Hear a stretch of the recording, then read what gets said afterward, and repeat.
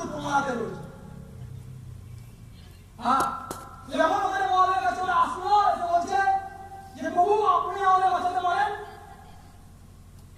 ইন্দ্রদেব, ভগবান ইন্দ্রদেব 12 বছরের জন্য আমাদের প্রতি রুষ্ট হয়ে 12 বছরের জন্য বৃষ্টি বন্ধ করে দিয়েছে। এই মতো অবস্থা আমরা কোথায় যাবো?